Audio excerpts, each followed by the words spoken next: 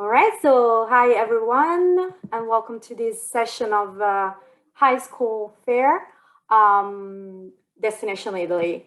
What are we going to do today is discover Rome a little bit, at least, with the Rome team, myself in this case, and one of our amazing alumni of 2021 summer program. You will also have the chance to connect with your future fellow travelers in this occasion as well. So before we start, I would like to ask if you could add a code next to your name to show what session you are interested in. So 1 for session 1 and 2 for session 2. For example, 1 John Doe or 2 John Doe if you're interested in session 1 or 2. For Anthony, I don't know if he has connected. You can write alumni. I'll see. I don't see him. Let me just check if he connected. Maybe later. Okay. So, ciao a tutti. My name is Valeria. I'm the coordinator for high school programs in Rome. Oh, yes. Michael Mitchell, sorry. Friend Mitchell. You raised your hand. Let me. Okay, if meanwhile you have some questions, you can write that in the chat box, okay? So my name is Valeria. I'm the coordinator for high school program in Rome, and also for faculty-led programs, which are kind of customized university programs in Rome. I was born and raised in Rome. I studied foreign languages, and at the same time I studied piano, so kind of a pianist. And for this reason, I didn't have the chance to study abroad myself. And that's why I'm so happy to work in a study abroad field, because I would really love to help you guys help the students have an amazing experience in Rome. Okay. Oh, 102. Okay. Thank you, Rand. Perfect. So today, I think we're gonna have one of our alumni, Anthony, presenting after me. So he will join. He will share his experience in Rome last summer. He was part of session 2 language and culture program, and they will present for 1 or 2 minutes what his experience was like. All right. Let's go on. Next slide. So, of course, there are a lot of reasons to come to Italy. First of all, the food. I am pretty sure all of you know that the food is a great part of our culture. So we have a lot of products, of course, famous all around the world. Art, monuments, and history are also a huge part of Italy. We also have some movie sets. For example, the students last summer had the chance to visit Cinecittà World, which is a theme park based on the Cinecittà movie set. Italy is also a fashion and shopping country. Milan maybe is the most famous city for fashion and shopping, but also Rome has a lot of very famous stylists, and we have one of the main streets which is located actually very close to the city, to the study center, with a lot of shops. Design is also part of our culture nowadays, more than ever, and also nature is a great part of the country. So you will find white sandy beaches or lake districts, the Italian Alps, and Rome is also famous for its big and beautiful public parks that the students will have the chance to go for some activities as well. Hospitality and Italian charm is also part of our culture. I feel that we are pretty friendly, and maybe we are known for being a touchy-feeling kind of people. All right, so Rome is the capital of Italy, as of course most of you will already know. It's located in the center of Italy, And it's, believe me, it's where all the amazing events take place. We also have the Vatican City. So the Pope is always, maybe walking around. A lot of government events are held in Rome. So it's a very busy city. And as you can see from these amazing pictures taken last summer, art, culture, nature, and gastronomy are all on the menu, are all on the schedule. So we tried to put together the language part, of course, of the program, together with the activities, as you will see later. Okay, so some Rome highlights. Rome spans over 3,000 years of history that you can really explore all on foot. So my suggestion is to bring comfortable shoes, because you will have, there's a lot of walking in the program. For example, you can walk up to where Julius Caesar was killed. It's called Largo Argentina, and it's actually located very close to the study center, just around the corner. Or students could even climb 551 steps, 200 less if we take the elevator, to the top of St. Peter's Dome, where you can see all of Rome 360 degrees. So even though Rome is a large city, the city center is easy to get around in. We really love to walk instead of taking public transportation, because when you walk, you can really enjoy every corner of the city. The study center is located right in the middle of Rome, literally 10 minutes away from the Colosseum. So we usually go to the Colosseum on foot. Italy is also famous for its food, as I said in the previous slide, and Rome is no exception, with all of its traditional dishes, such as pasta or the most famous supplì. Probably you have heard about it. So what's in the summer of our program? As you can see in this picture, the guy was practicing the typical gesture, the Italian gesture, because the typical week includes 15 hours of interactive language class at the CIE Study Center or in a classroom located close to the housing. So it won't be a passive class, a language class. It would rather be an interactive, in the way that the professor would take in the students to participate as much as possible. Community conversations are a great part of the program. So students will have the chance to practice situational language right after class with their program leaders. Daily cultural activities and excursions are a very big part of the program as well. And usually they will take place after the language class, depending on the group where the students will be part of. So even though the schedule will be very, tough, I mean, in terms of things to do, students will have free time, of course, to explore and have fun all around the city, always with their program leaders accompanying them. Breakfast and dinner will be provided by the homestay, and lunches, the homestay or the other housing, and lunches will also be arranged usually by CIE. The question, why you will love language learning in Rome? Because you will be divided in small group of students, each one with a different level. The teachers will be local, of course, so mother tongue teachers, and the lesson plans will be coordinated with the week's excursions and activities. So we tried to arrange the schedule in a way that excursions and activity follow the language lesson. And language pledge is a great part of the program.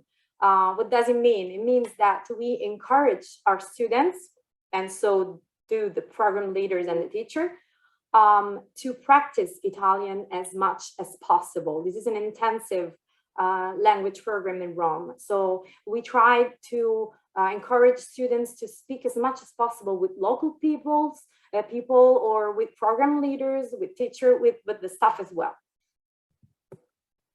Community conversations I think is a key part of the program because the students will put what they learn into the test right away. So this picture, for example, was taken in one of the most famous markets in Rome, Campo dei Fiori, where students had the chance to speak with the people, with the vendors, or I mean, with the people just walking around the market.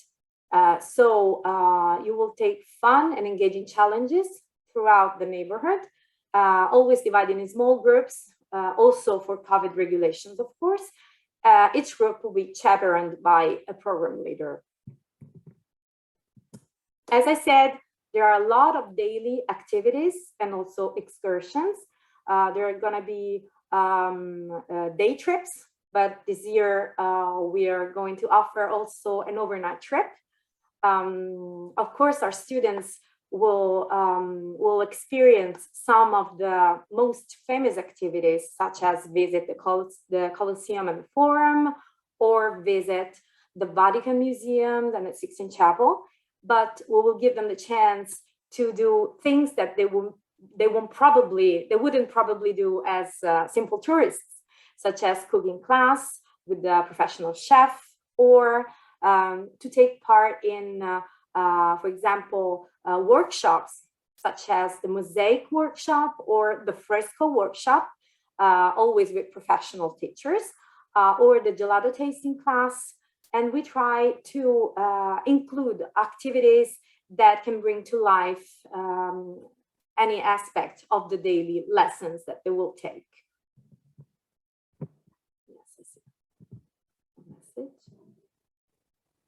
Okay, I will answer your questions at the end of the presentation. Thank you for asking. Okay, what about the housing? So the students, the housing would be either homestay or a dorm-based housing.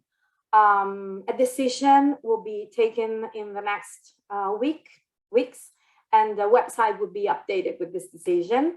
Why is that? Because for COVID restrictions and new regulations, we might have some difficulties with the families. For example, last summer, we actually had as housing a campus, the Australian Catholic University, where all the students were together in double or triple rooms. All meals were offered inside the campus. And it was actually a very nice place, located in one of the most green neighborhood in Rome, Monteverde, which is also close to Trastevere. And the students were actually very happy. If it will be homestay, please remember that all families are different. So they come in all shapes and sizes, but they share one thing, which is their love for international exchange, of course. They will provide the students with their own room and prepare meals twice a day, breakfast and dinner, and lunches will be arranged by CIEE. Members of the families will hang out in evenings and on weekends, and of course, they will let students practice Italian as much as possible, and the Wi-Fi will also be included. So my last slide is based on COVID-19 and current conditions. So what I can tell is that Italy is probably one of the countries with the high number of vaccinated people. Right now, we have 86% of vaccinated people. All of CIE staff and faculty are vaccinated. And we are, in these days, we are starting with the third dose of the vaccine. Right now, we have some regulations, of course, which could change in the next month. So my suggestion is always to check on the US Embassy in Italy, so that you will be updated on every change on it. We have very strict rules on face masks, which are mandatory in closed environments. 6 feet social distancing. We use as much hand sanitizer as possible. And the CDC card, what we call the green pass, is also mandatory to enter museums, restaurant, trains, buses, and all the closed environments we can stay in. Sometimes it's even asked in open spaces, for example, at the stadium for football matches. But as I said, it could change. So I don't know what the conditions will be next summer. If you have any questions on this, you can either look at the website, as I said, or even ask the staff in Portland. They will help you out. All right, so this is it. Thank you for listening. And now, if you have any questions, it's the time you can ask. So let me. Okay, let me stop the share screen. Okay, let me see if Anthony is not here. All right, so I saw one question. So you're asking what level are the students?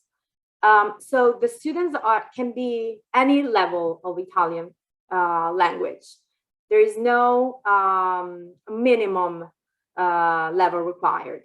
So they're going to be divided in groups depending on each student level, but it can be from the lower to the highest level that we have. So no requirements is the program has no requirement in this term. All right. There any other questions?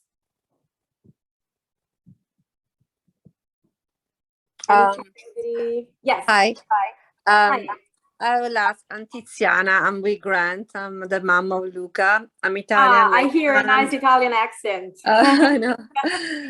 Thank you. And I was wondering, I'm the one asking about the level. Are you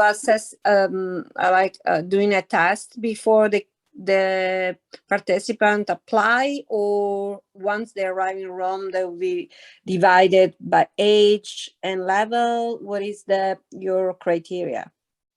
So I think one test will be done prior to the arrival to Italy. But on the first or second day, there are going to be other tests, to confirm the level of each student. Yeah. Okay. And how many hours you say about school will be in the classroom, and what is the percentage of? So it would be 15 hours of language class weekly.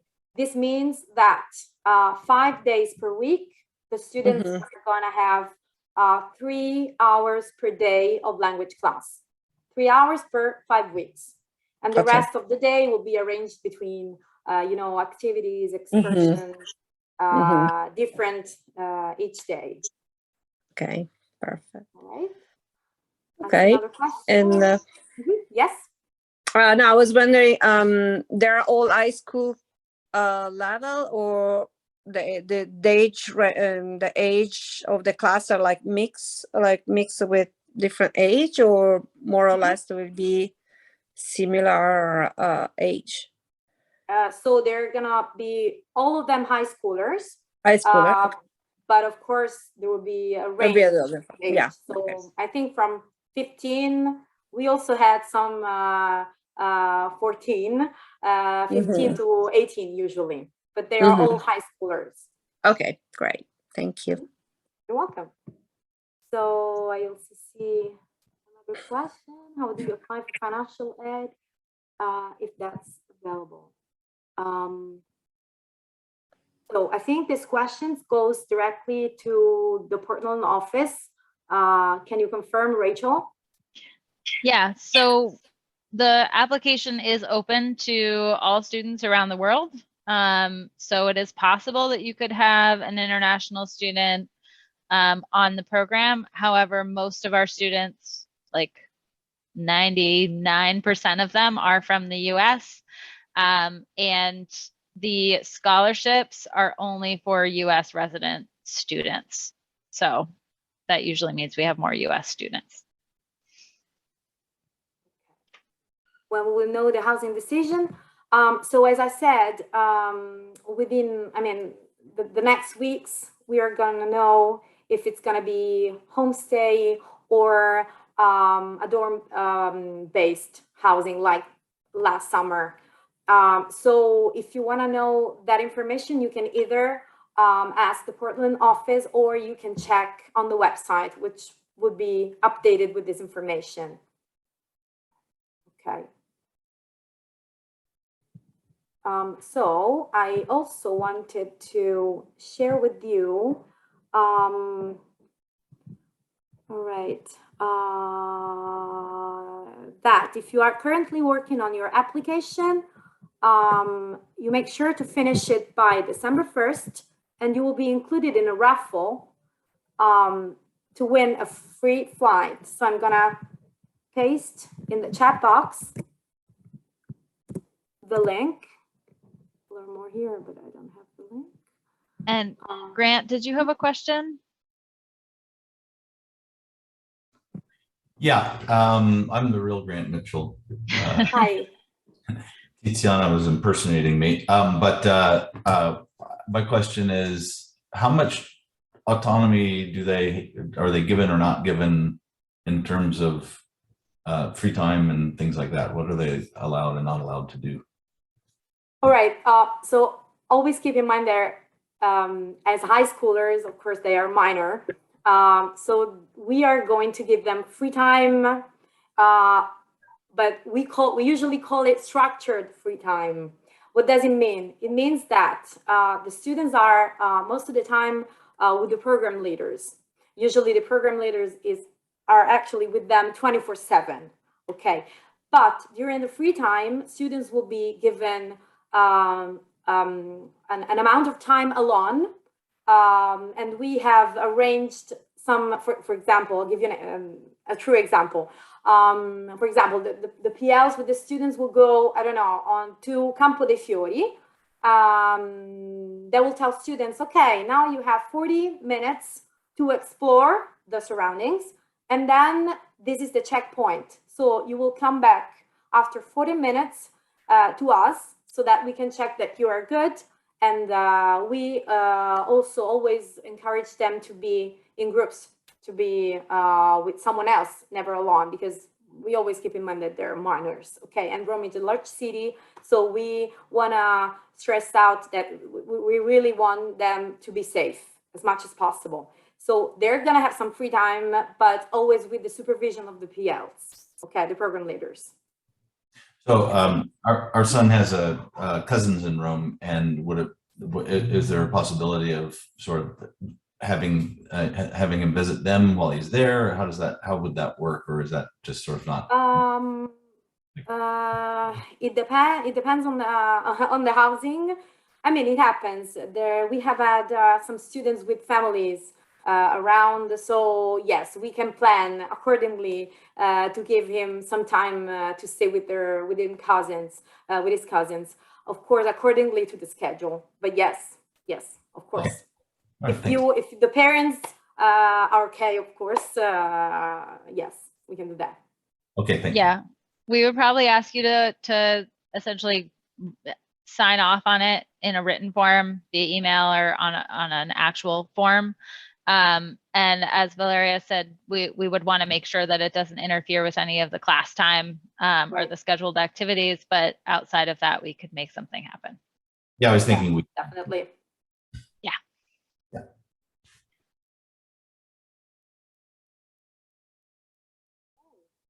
Any other question?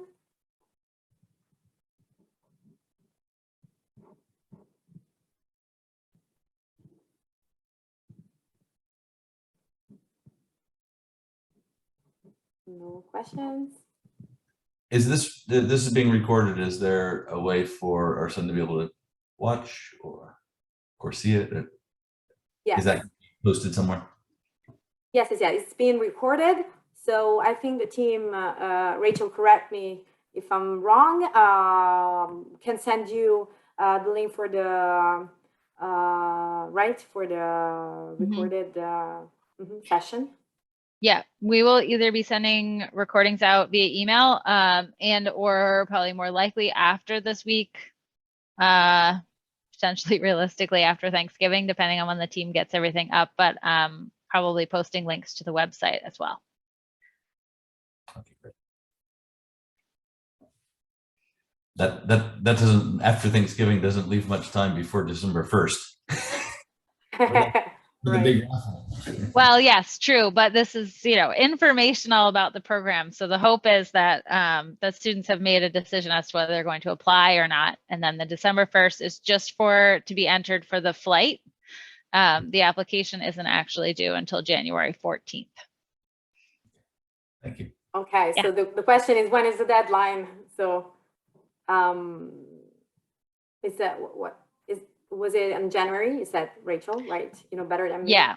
Yep. Deadline? So to be entered for the flight, it's December 1st, but to be considered for your scholarship and everything else, the deadline is January 14th.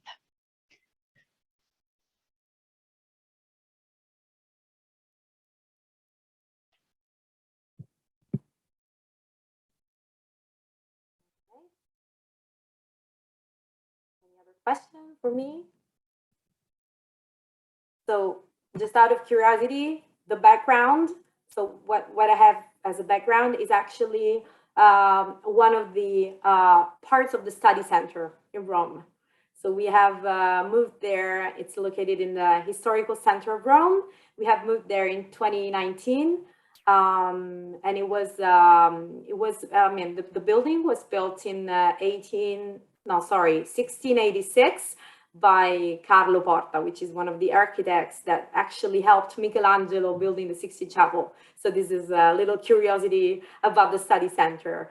It's an amazing place. It's like a museum. So the students are always with their eyes like this when they when they see it. Just a little curiosity here. So if you have any other question, any other curiosity, any other, you know, what the activities would look like, feel free to ask.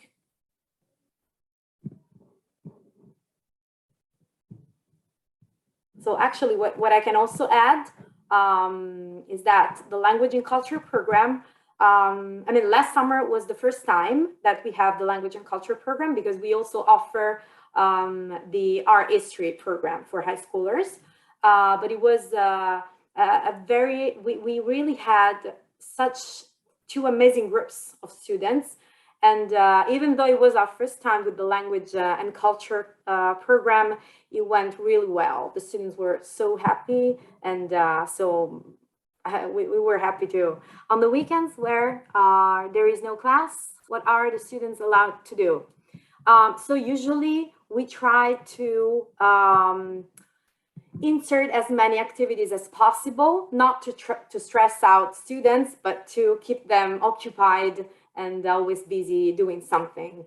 So there is free time during the program, but is a controlled free time. So usually during the weekends, we insert day trips, or we insert any other type of activity, like I don't know, a scavenger hunt in the park. So we kind of give them free time inside the activity. Okay, so we always try to keep them busy as much as possible. We don't like the idea of leaving them alone going around the city. Okay, this is mostly for safety reasons. All right.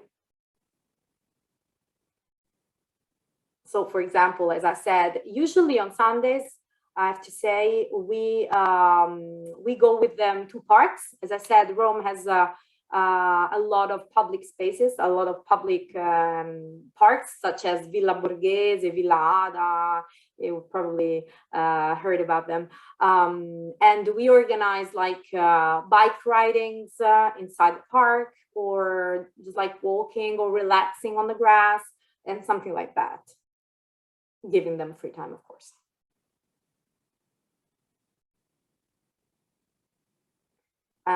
This year, I want to add something. We will probably offer the students an overnight trip, which we didn't last summer.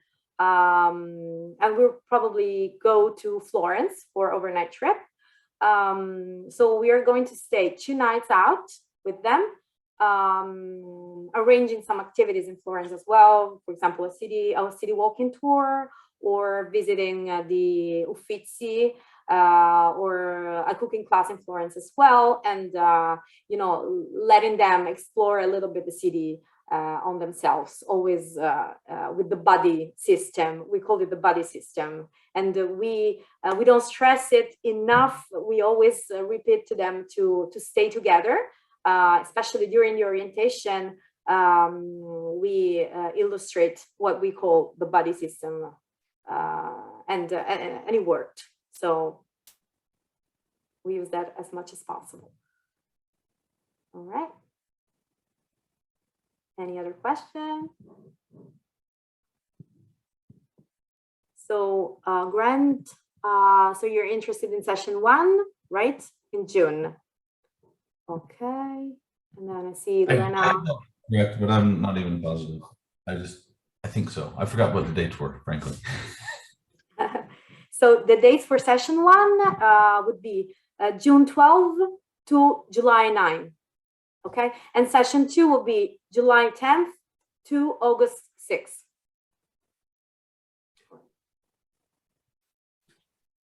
One was correct.